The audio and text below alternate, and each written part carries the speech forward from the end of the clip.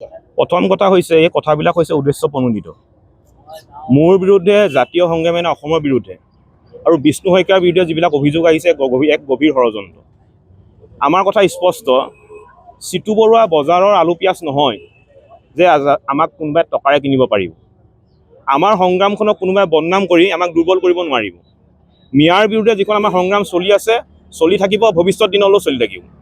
কিন্তু কথাটো হৈছে চৰকাৰৰ দ্বাৰা স্বীকৃতিগত যিসকল খিলঞ্জীয়া লোক আছে, গৰীয়া মৰীয়া দেখি চৈয়দ জলহা, এওঁলোকৰ ক্ষেত্ৰত আমাৰ কোনো ধৰণৰ আপত্তি নাই। এওঁলোক আমাৰ নিজৰ খিলঞ্জীয়া ভাই আৰু আমি হিন্দু মুছলমান সকলো অসমত একেলগে মিলা প্ৰীতিৰে আছোঁ, মিলা প্ৰীতিৰে থাকিম। কোনো অপশক্তি আমাৰ এই সম্প্ৰীতি এনাজৰীডাল ছিঙিব নোৱাৰে।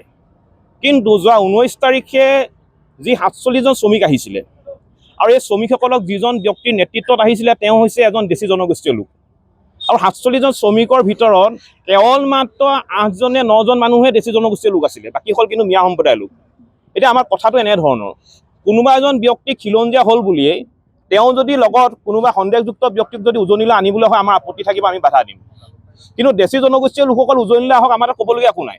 আৰু এইটো কথা আপোনালোকৰ সংবাদ মাধ্যমত যদি আমি স্পষ্টকৈ কৈ দিব বিচাৰিছোঁ, অনাগত দিনত যদি গৰীয়া মৰীয়া দেখি চৈয়দ জলহা এই ব্যক্তিসকলে যদি কোনোবা যদি শ্ৰমৰ কাৰণে শ্ৰমিক হিচাপে যদি উজনি অসমলৈ আহে, কোনোবাই যদি অসুবিধা তেওঁলোকক প্ৰদান কৰে, জাতীয় সংগ্ৰামী অসমে সদায় প্ৰথমত থিয় দিব, তেওঁলোকক সুৰক্ষা প্ৰদান কৰিব।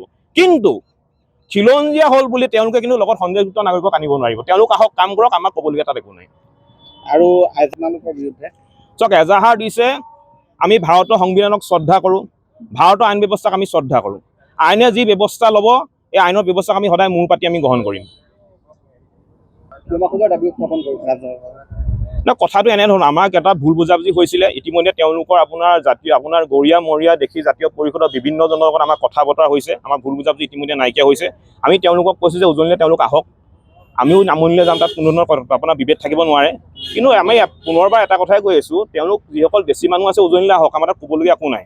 কিন্তু আমাৰ সমস্যাটো এইটোতে হৈছে যে কোনো ধৰণৰ সন্দেহযুক্ত মানুহক যাতে উজনিলৈ নানে, সেইটোৱে আমাৰ তেওঁলোকৰ প্ৰতি আহ্বান।